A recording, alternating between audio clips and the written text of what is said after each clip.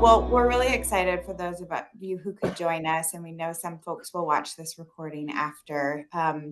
But you've all heard my news that I have stepped down as our CEO at Girl Up, and in the middle of transitioning the leadership of this incredible movement to Julie and me this month. And I know you've heard from them, and you'll continue to hear from them. You've heard from me as I've shared this news. And so we really just wanted to bring you all a conversation among the three of us to talk about really where we've been and how we got to this point in our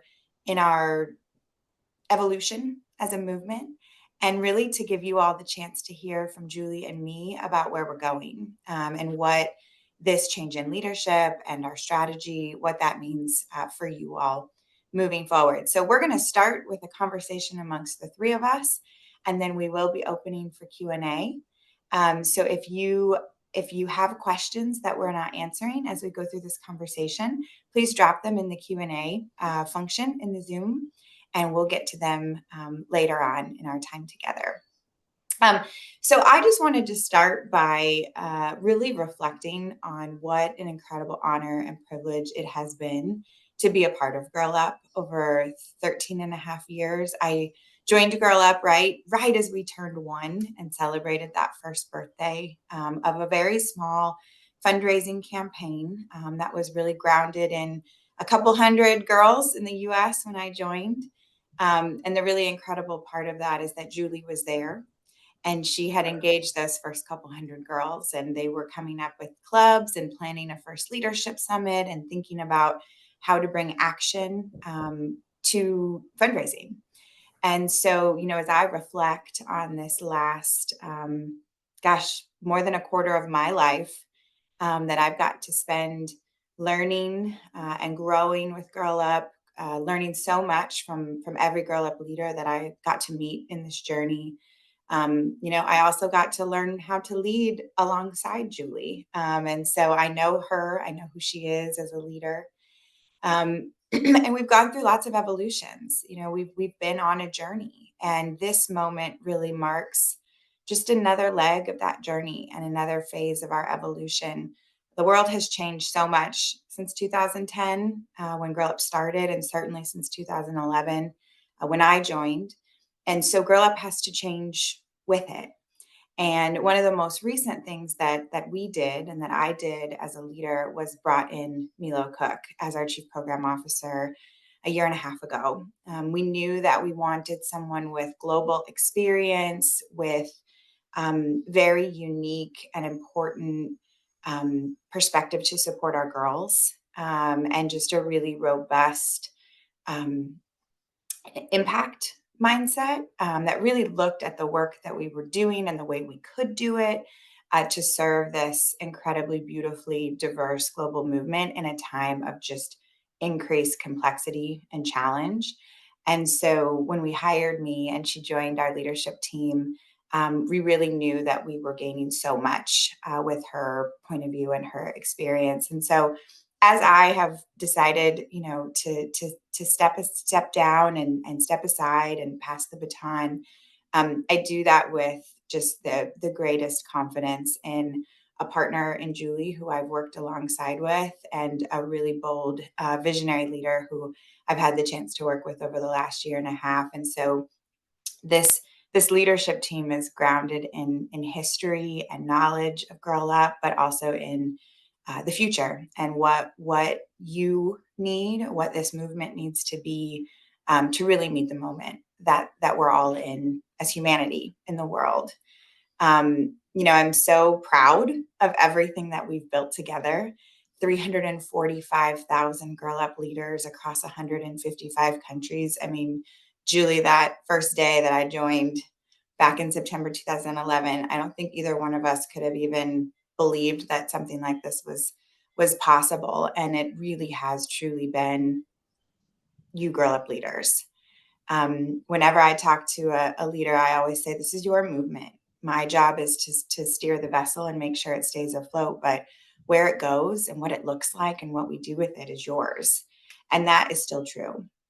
And that's also why a change in leadership still means lots of consistency, because this is your movement.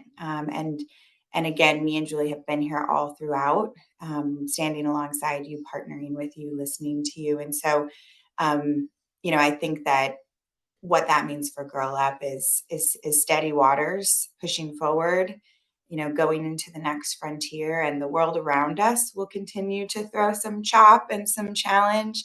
But our team and our movement will keep pushing.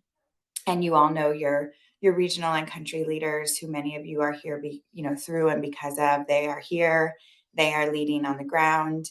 And everything is really in such a solid place. But this is natural evolution, and I'm just really excited for all of you to get to hear from Julie and me about where we're going. I also want you to know that I will always be here as a supporter, as a champion, as a cheerleader, as a friend to each of you. I truly believe that it is Girl Up for life, and I know that Girl Up is a part of me, and I hope that my legacy is a part of Girl Up. But it's not goodbye. It's just the next phase and the next evolution. And so, Julie, I want to actually turn to you and hear a little bit more about what were some of the strategic moves that we've been making, that are really setting us up for this new era. And so, um, you know, this vision and this strategy really grounded and helped us to see that this path was clear for us. Can you share a little bit more about the strategy that's guiding us forward from here? Yeah, absolutely. And thank you, Melissa. I've um just before reflecting on the strategy, I mean, this transition has also just given me a chance to really reflect most on our partnership over 13 years, on my experience with Girl Up over the last nearly 15 years, and going down memory lane. But really, like you said, Melissa, I remember when we celebrated that we had reached 100 clubs, and what a momentous milestone that was, and felt like at the time. And I don't think any of us could have anticipated where the movement fully would have gone, and the power that would be unleashed when we started this in 2010. And I think my experience throughout my professional growth with Girl Up has been anything is possible. From the ideas that Girl Up leaders have brought to us, to my own ability to grow with this organization as well. I'm sure many of the youth leaders who are joining or watching this recording might be able to relate to this. But when I was my early 20s, 24, and I joined Girl Up, I certainly wouldn't have thought that I would still be here 15 years later, fulfilled and grounded and growing in this movement. So I just also want to take this opportunity to just share how it has been I feel like I've won the lottery with the opportunity that I've had the last 15 years with Girl Up, and the opportunity and me partnership with you and in front of us together to continue to um, really be a support for this movement, to continue to lift it up, and work in partnership with the youth leaders who are already driving it forward. And I think um, that's also what the strategy showed us too. We have taken the better part of the last 12 months, a really deep process to define the direction that we're going. What is this next phase and this next era of Girl Up? And this transition, Melissa, and the three of us have been working as a unit and a team for so long. And this transition in a lot of ways feels natural. It's not a surprise. It's really part of the strategic shifts that we've been working towards. And this new strategic plan, this direction, I'm sure there might be some folks on the call who are part of the process, but we had over 350 people around the world contribute and feed in their ideas, provide their inputs and surveys and focus groups. We had teen advisors, alums, youth leaders, staff from around the world. And it helped really crystallize and make clear the values that ground our work, our commitment to being a feminist, decolonizing, global youth-centered organization, and that every facet of our organization, from our leadership to our programs to our processes, need to really reflect those values. And we really, I think, something that we all innately knew, but was so clear in this process, is our superpower. And that's the bold feminist youth leaders from around the world, and the way that you all as leaders in this movement comes together as a global community, as a collective power. And so we knew that we had to double down on that superpower in this next era, in this next phase of Girl Up. And that as we embrace and live out our values, we also look at where can we work within the larger ecosystem of gender justice, but where do we uniquely bring Girl Up, and where can we pull on the lever of change? And we know that's through youth-led action. We know that's through our youth leadership, and me will share a bit more about the strategic pillars that will really guide our work moving forward. But at its foundation, we know that leadership development, youth leadership, girl activism is a key pathway to driving structural change. And that's what the world needs right now, more than ever. And so we're really looking at how we equip and support our network of leaders around the world to drive that structural change in their local communities, in their regional communities, and create those shifts globally. We also know that we want to expand and have more real, authentic youth leadership roles in our movement. And we want to lean into intergenerational leadership structures. And we want our Girl Up leaders to continue to feel co-ownership of this movement. And so we're looking at, from our advisory boards to our staffing, to our processes, looking at all the ways that we can continue to push and go deeper with how we're youth-centered. So that's just, I think, just a scratch of the surface, but just a peek into what we're going to continue to be focused on, what me and I are so excited to continue moving forward. It's work that we have started. It is work that we know is important in this time more than ever. And Melissa, I'm just so grateful of everything that we've done together to, build a foundation that I think is ready for this jump to what's next. So me, I know you, and I've learned so much from you, and you have really pushed us, I think, as an organization, as a leadership team, to really look at how do we meet the moment, and really understanding the urgency of this moment and what Girl Up can bring to the table. So I want to pass it over to you to just share a bit more about what we are focused on as we move forward, and what our programmatic pillars are really telling us.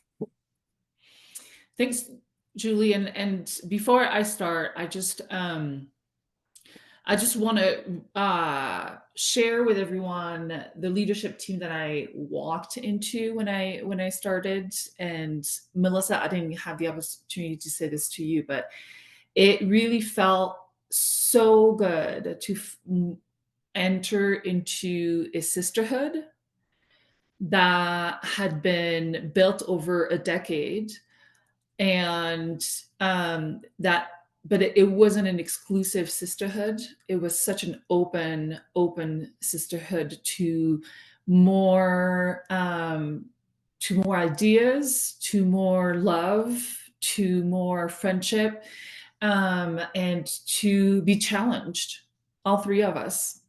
And knowing that in those moments where we did not agree, that we would find a third solution that was more powerful, that made more sense than anything that we had put on the table. And I think that in 20 plus years of experience in the workforce, it was a truly unique leadership experience. And so I just really want to kind of pull the curtain back on the fact that this is an organization that is truly striving to do to embody that sisterhood top to bottom, and that we make mistakes and we're not always perfect, but the heart is there and the intention is there. Before I talk about the work ahead, I think that it's also important to reflect on the moment now, right? And the fact that it's scary out there, and many people are scared, and I'm scared. And if you're not scared, you're not paying attention. If you're not scared, you're not paying attention. Just this week, the highest court in the UK recognized women as biological female. And while the court also acknowledged how difficult it is right now for the trans community, it is a big step backwards, and it is giving ammunition to anti-gender movements in the UK, but also everywhere else, right? And this is coming from countries that used to be, and here too in the US, but like it used to, all of this rollback is happening in countries that traditionally were considered beacons of freedom and liberties and respect for human rights. And so when those beacons are kind of turning off their lights, it's a very scary time. At the same time, I've never seen a generation more determined to make sure that those setbacks are not permanent, that those setbacks are merely an indication that it's our turn. It's our turn to do the work. And I think that the next chapter is really about that. It's about leaning into you all, and for Julie and I and the rest of the team to be keenly aware of the fact that we are stewards of this movement. And I want to define steward a little bit. A steward is someone who is steering someone else's property, right? This is not ours. This is yours. And what Julie said is that last year, what you told us, at first, I have to tell you, felt contradictory. You wanted a global movement, more connected, but you wanted more focus on the local. You wanted us to be bold and out there, but you also wanted us to be strategic and all these things.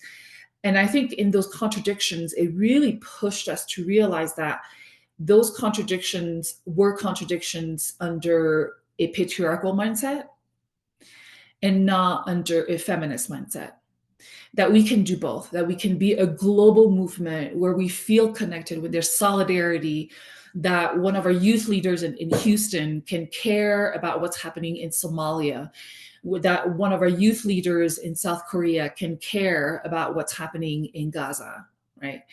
And they can also be driving local solutions that are innovative, creative, and that would not translate anywhere else. Those two things can live together. And so the next phase is really going to be about continuing to be steward, recognizing our position as steward, putting you all at the forefront and at the center of everything that we do, operationally, symbolically, optically, systematically, and really also at the same time unlearn all these patriarchal ways of doing work that we've been taught since we entered the workforce, right? And so with that, I think that I'm excited to see what comes ahead. I think it's going to be challenging. I think we're going to make a lot of mistakes, and I count on you all to call us out and to say that was a mistake. You tried. I understand that you tried, but that was not good and that was not good enough. And we have to try again. And that is the thing that I appreciate so much about this community of youth leaders is how willing you are to just say the thing and not be worried about what that could mean. So I just really, really appreciate you all for that. Looking at our unique contribution to the larger ecosystem of gender justice, I think that we've been wanting to do it all because you've come to us with all these wonderful ideas and we've wanted to power it and to fuel it with everything that we had. But I think that last year we did a very thorough analysis of our portfolio and where you have told us we have made the greatest impact.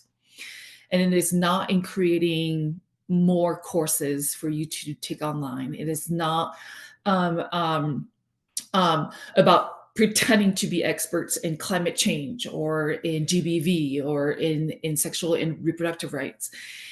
What we recognized is exactly what Julie said, is that you wanted more opportunities for youth-led action. You wanted more opportunities to develop and hone your leadership skills.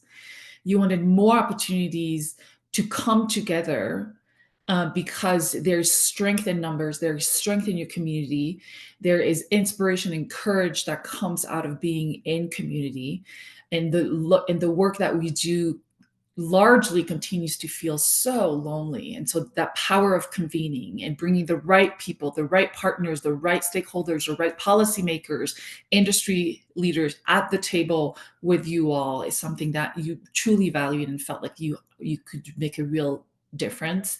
And then the last strategic pillar that you all identified for us is partnership. And that one is so obvious, but we really needed to name it because everything that you do at the local level with your clubs, with your friends, with your coalition matters so much. But we need to elevate it. And the only way to elevate it in this power structure, this world power structure, continues to be through partnership with people who have the biggest microphones, who have the biggest bank accounts, who have the biggest social media following, so that your ideas can spread like wildfire, and have the impact that we know you can have. But we cannot do this alone. We just can't. As much as we know that there's a patriarchal structure that we have to take down, we also have to play within it right now because it is what rules the majority of the world. And so how do we bring those key individuals, key groups to the table to make sure that the work that you do on the ground is documented, is spread, and is powered with all the resources that you need. And so that, to me, it just feels so exciting. And the thing about what Julie and Melissa said earlier is that when they talked about the collective leadership of this movement, is that it's not about one single person. It isn't. It is about all of you voicing all of your different perspectives and opinions all at once and finding our way through it. And so that's the vision that we have moving forward. But of course, we can't have that impact downstream and on the ground if it doesn't change upstream as well. And so, Julie, I'd love to turn back to you to kind of share a little bit from your own perspective how all of these principles are going to shape the organization from the inside. Yeah, absolutely. Thanks, me. And just a reminder, I know we put it in the chat there, but you can use the Q&A function for any questions that you have for Melissa, me, or myself, so that we can answer them now or continue to answer them as we forge ahead. I think we are, from From a operational standpoint, we want to make sure that, like I said, that we are living out our values from top to bottom and from inside out. And we want to ensure that the global team that is stewarding and supporting this movement, that it represents the youth leaders that are driving this movement forward, that our leadership represents the youth leaders that are driving this movement forward, and that we are, me, as you spoke about, that we are living out and demonstrating those feminist values. And so we are really looking at how to continue to elevate and support local leadership, regional leadership, the local strategy that understands best the needs of the communities that they're serving, the interests of the girl and youth leaders who are leading the movement at a local level. I think we really want to understand too in our practices and our policies, how do we build a culture of really learning from each other, listening to each other and learning from each other. That what can we learn from the advocacy efforts that clubs are leading in Brazil, the programmatic work that clubs in Malawi and Zimbabwe are doing, from our Girl Up India team? So really having that collective conversation at the global level. We're looking at that from a staff and a team perspective, and also something that I want to continue to challenge our network to look at. How do we continue to build that understanding and listen to each other and use that to inform our work as activists and advocates. We're really looking as well at things like, how can we continue to get more resourcing into the hands of youth leaders, more youth investments, really leaning into trust-based funding as we have done with our project awards and scholarships. But how can we do more of that and show that we trust and support youth and are listening to what you need in order to spark and ignite that fire that you're leading at a local level. So a lot more, and I'm excited to continue to not only share but continue to have this open dialogue and hear from you all as we really operationalize what our direction and what our values are telling us. I know, just in interest of time too, we have some questions here, and I want to make sure that we're answering your questions as well.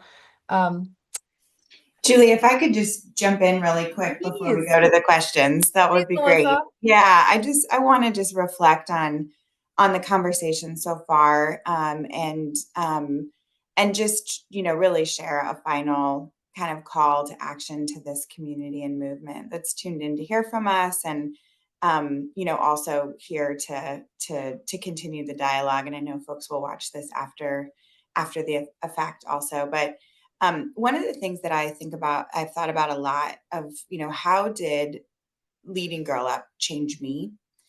And it may be a segue into some Q&A I see coming through, but my advice to all of you, and my sort of parting advice to Julie and me and the rest of the Girl Up staff, is that dialogue is crucial. And I can remember and pinpoint very specific conversations with youth leaders. I can think of very specific teen advisor feedback sessions, in this city or that city where we had hard conversations.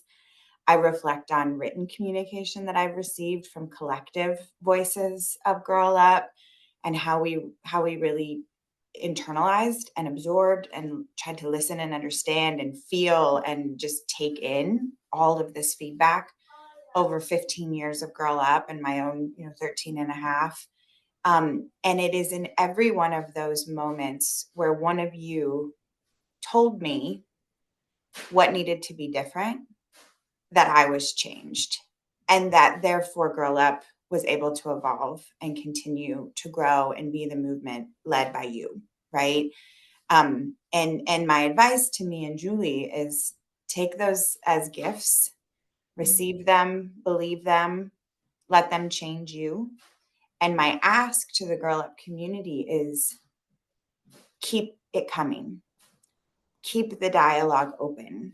This is a safe place. We want to hear from you. We truly, all three, as well as the rest of the Girl Up team, believe that it is yours. And I hope you've heard that directly from Julie and me over this last, conversation together, that it's yours and we're here to serve you. And that means we need to hear from you. And that means we want to know where you are and know what you think and know what you feel and know what you're wondering about, know what you're afraid of, know what you're not happy about, know when we've not met your expectation. And it's in every one of those moments that I have grown as my own sense of leadership, that I've grown as a human, but also that you can see those turning points in Girl Up, because we did take that feedback and we did make those changes. And sometimes it wasn't fast enough, and sometimes it might not have been everything, but I can think of those specific moments and say, that was a change that we made. That was a change that happened in me. And those gifts of feedback are the greatest gifts that I will take from this experience as a leader.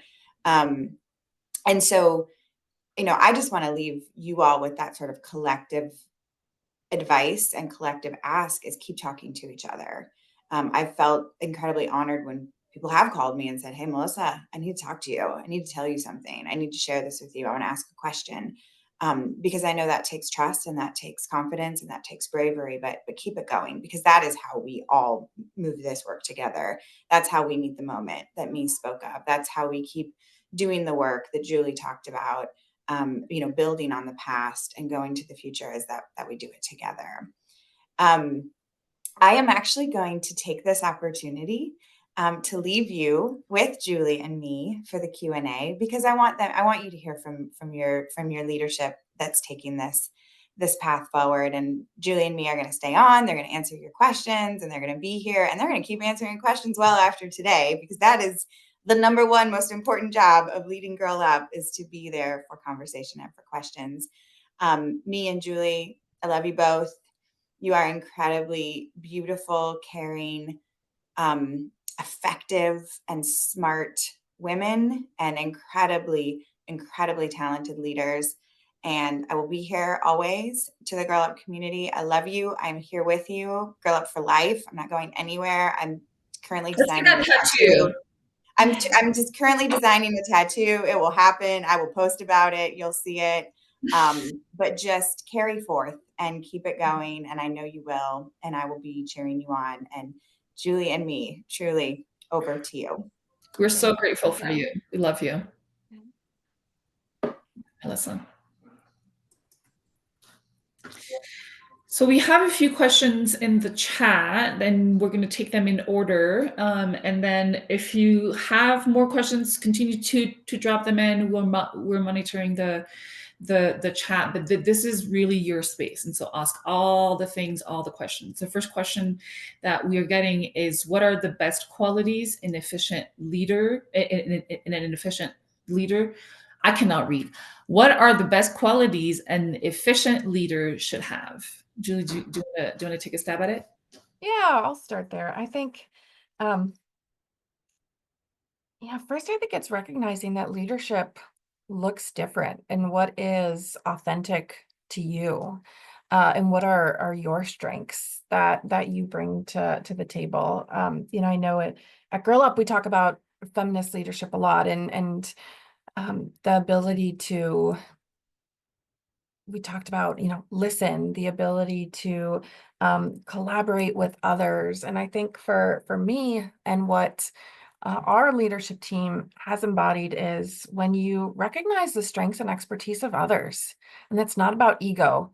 It's not about being in charge or in command, but it's understanding your purpose and how to effectively shepherd that purpose forward. So that's something that, me and I in our partnership, I really appreciate and value, that that we understand that, this is where you have the expertise and the skill set, and I fully trust you. And I think I've seen that in Girl Up leaders around the world.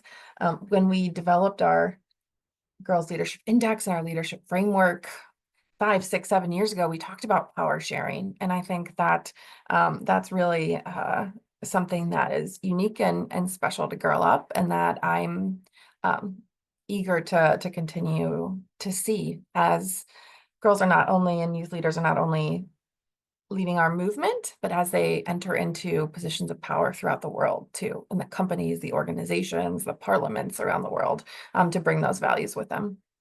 How about you, Me? Anything that you'd add? I mean, something very similar to what you're saying. I think that the mistake that too many leaders, especially leaders of social movements, that too many leaders make is that they think that people are there to execute what they tell them to do.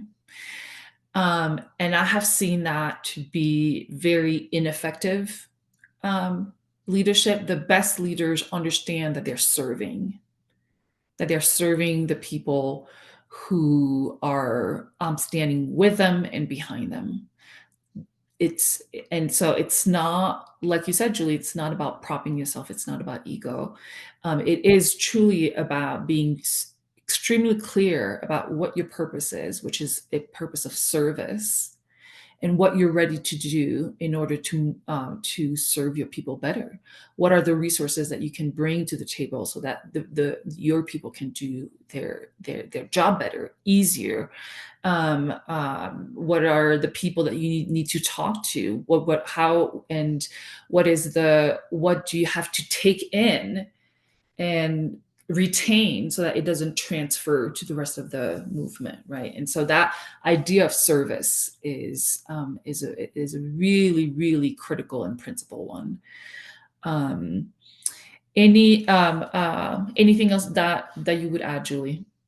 No, I don't think so. And well, not in this moment. Of course, always an ongoing conversation. But I think it does segue well into then our next question here from Anusha. What are your expectations for Girl Up leaders moving forward? And I'll start with a few reflections, and then Me, I'm really eager to hear from you as well. But we've talked about so many themes here: power sharing, listening, as Melissa said, continuing to use your voice and to hold us accountable and tell us what you want to see in this movement. So yes to all of those things, but I think the one thing that I would want to add on in this conversation is also take care of yourself and take care of each other. There is, and Me, you spoke to this earlier.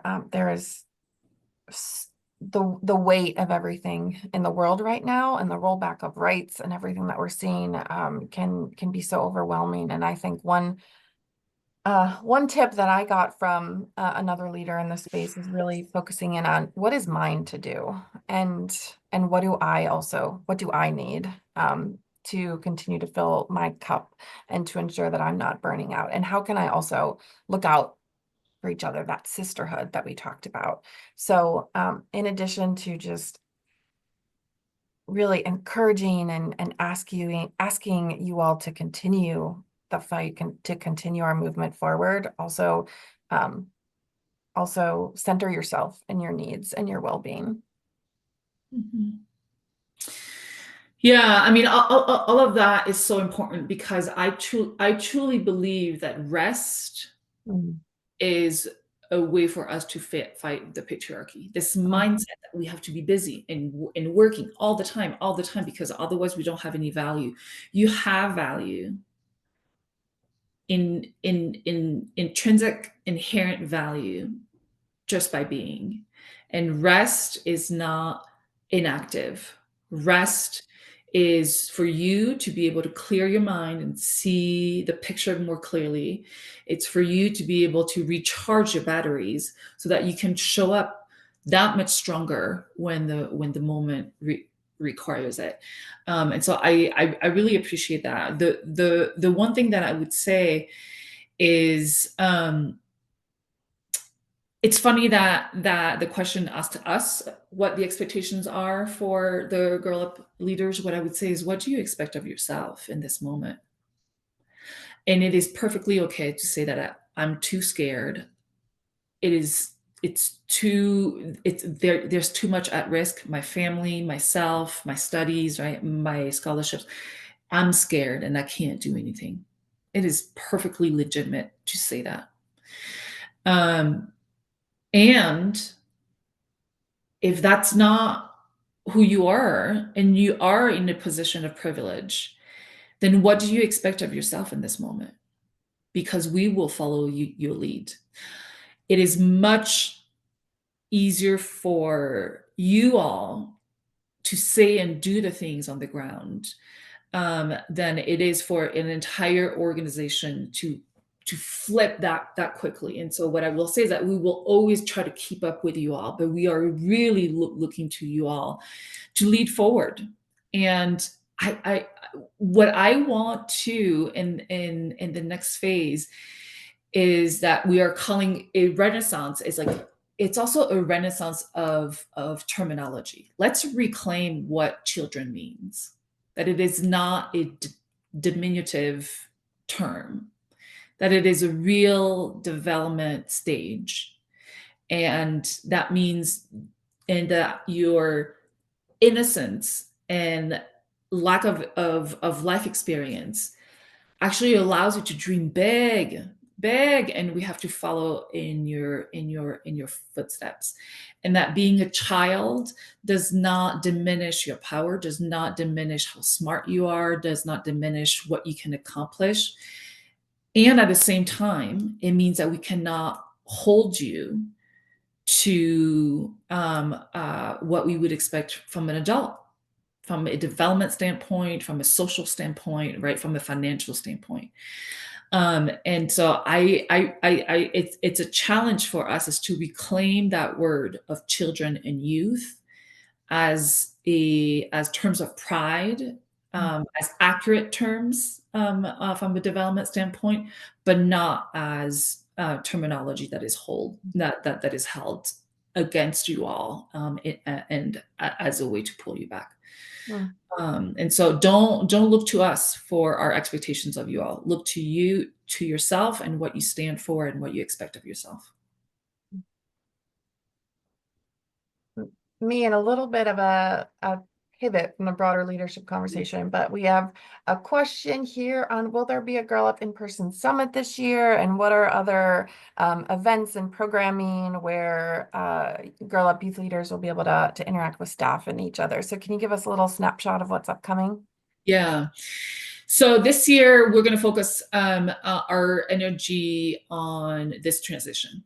There's more to come. There are more changes that are coming down the pipeline, and that's where our energy is. We want to make sure that this transition and this renaissance is as smooth, but also as powerful as possible. And that takes a lot of work and energy and resources and time behind the curtain.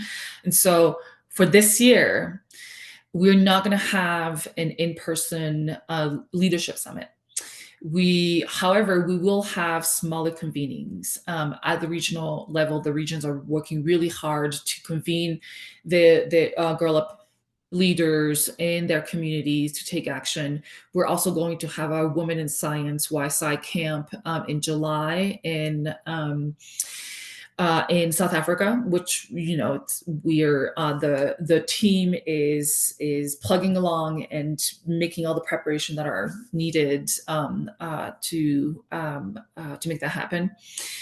But we will have a virtual leadership summit, and it will be led by our regions this time. And so the vision, the concept for the Global Leadership Summit is still being refined, but we are excited about the fact that it's going to be something that really highlights what's happening on the ground from you all. And so because we'll be busy with this big transition, with this big moment, we are not going to put as much energy into a global leadership summit in person, but that's certainly something that we want to revisit for next year. And then I see a great question here, really on kind of structure and our growth as a movement. So considering how huge the movement has become, it's very easy to lose the sense of connection amongst grassroots youth leaders who might not have access to the top leadership structure. So the question is, I want to know if there are plans to break down the leadership structure into smaller bits. The the person asking the question says they're from Africa, so dividing Africa into zone of West, Northern, Southern, Eastern Africa, and having heads for those as well. So it's a really great question and forward-looking question, and thank you for that.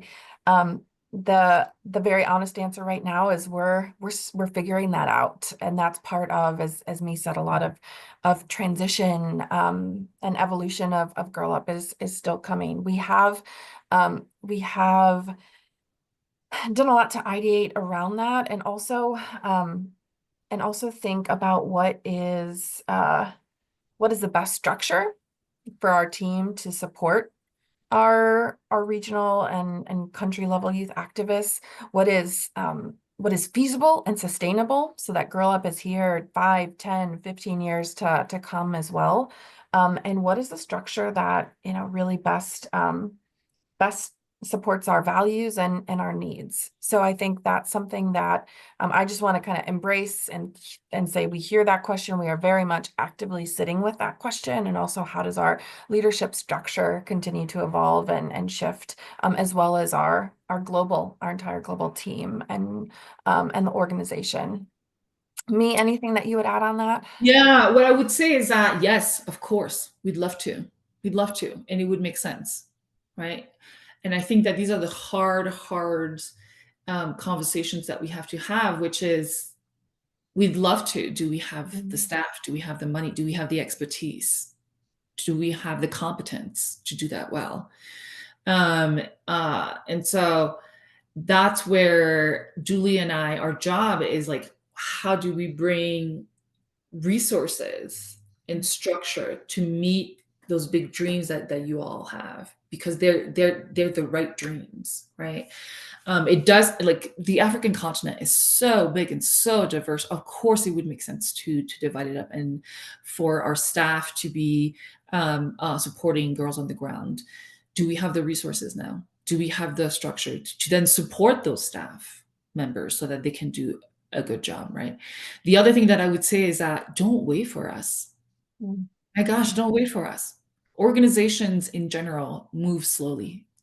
We always do. As much as we want to move fast, we always do, because we have real legal, fiscal, financial, operational barriers that we have to navigate within. But don't wait for us. My gosh, West Africa, organize. East Africa, organize, right? North Africa, organize. Southern Africa, organize. Organize. We're looking to you. And so we are trying to do everything that that we can to have kind of the engine to support you all. But don't wait for us. We will always be behind you, and we'll never move as fast as you want us to.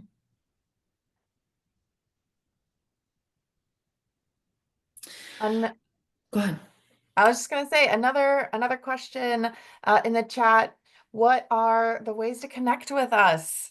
Great question. I think all of the ways that we can offer and that we can. I think we are, of course, find us on on LinkedIn, and we'll share emails there too, so that you connect with us there. I think we want to really give some thought, and you'll see what is a continual, from open town halls that we do regularly to other touch points, so that this is an active, ongoing conversation and just not a one-off conversation in this moment of transition. So you'll see more from us on that front too. Me, what else would you add? Yeah, I mean, I think that the great thing that Melissa has certainly taught me is just to leave the door wide open for you all to let us know when we're doing a good job, or where you want to see more of the things that we do, and when we're not doing a good job, and you want to see corrections and revisions. And so I know that we just dropped our social media handles, as well as our email addresses. So always feel free to to reach out. And then we try really hard to also let you know where we're going to be at an event in person, and tell us if you're going to be there. We can't keep track of 350,000 girls. And so let us know when you're going to be there. Last year, I was at UNGA, and one of our girl leaders saw my post, and she chatted me immediately. She's like, "You're here, I'm here, let's meet." And it was so wonderful to give her just a real big hug, and to put a face to a name. And so don't be shy. That Julie and I stare way too much at Word documents and Excel spreadsheets. We would much, much rather talk to you.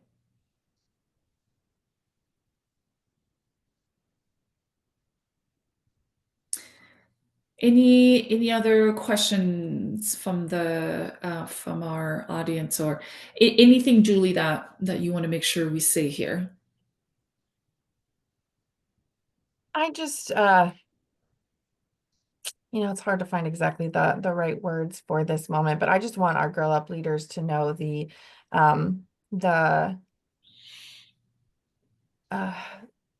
the responsibility and the pride that we feel in stewarding and supporting this movement, our deep dedication to our purpose, to each one of you, and to our shared goal of creating a more gender justice and equal and fair world.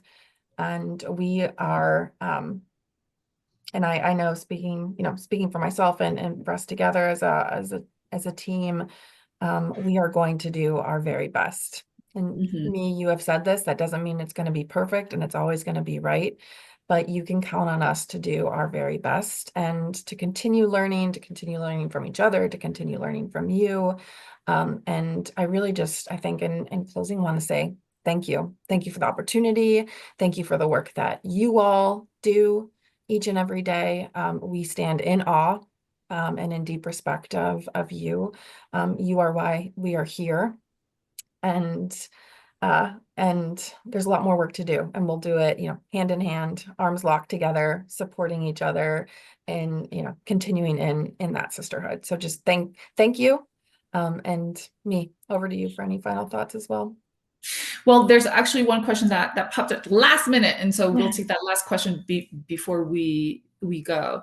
But we have one of our 2025 teen advisors join us this morning, and she wants to know what advice we have for the teen advisors this year, but also I assume any leader who's kind of taking the charge for in their communities. I would say, do not let the news and the anti-gender movement overwhelm you, because that's what they're doing right now. Do not let them overwhelm you. Stay on top of the news, but just enough to stay informed. You do not need to listen to all the things that they're saying, all the things that they're doing, because they're trying to overwhelm you right now. They're trying to overwhelm your nervous system, so you're less effective, less clear-minded, and more emotionally stressed. And then the second thing that I would say is stay true to yourself. People are shifting right now out of fear, and for that reason, we're losing ground. So stay true to who you are. Stay true to yourself. Stay true to what you want and demand. And do not shy away, because we will be standing right behind you. So that's what I would say in this moment. In closing, I want to express very similar things to what Julie said, which is just so much gratitude. It would be so easy right now for us to just stay in bed and pull the covers over our eyes, but you will not let us do that. You will be the first one to say, what is up? What are you doing? Why are you not talking right now? Right. And that is the push that we need in this moment. And I'm so grateful for you all to be this sounding board, this support system, and this source of inspiration for us to continue to do the work in the right way. And so I'm just so full of gratitude. I'm daunted by the task ahead. I think I'd be blind if I wasn't. But I'm also so confident in the fact that we will move forward as a movement, and that the best is yet to come. You know, I said it the other day in a meeting. I feel like Girl Up is turning 15, meaning that she's your age right now, and she is just getting started. Right? She's moving into her color. She's moving into her strengths. She's moving firmly into her voice, and she's just getting started. And so I'm excited about what Girl Up has in store for all of us.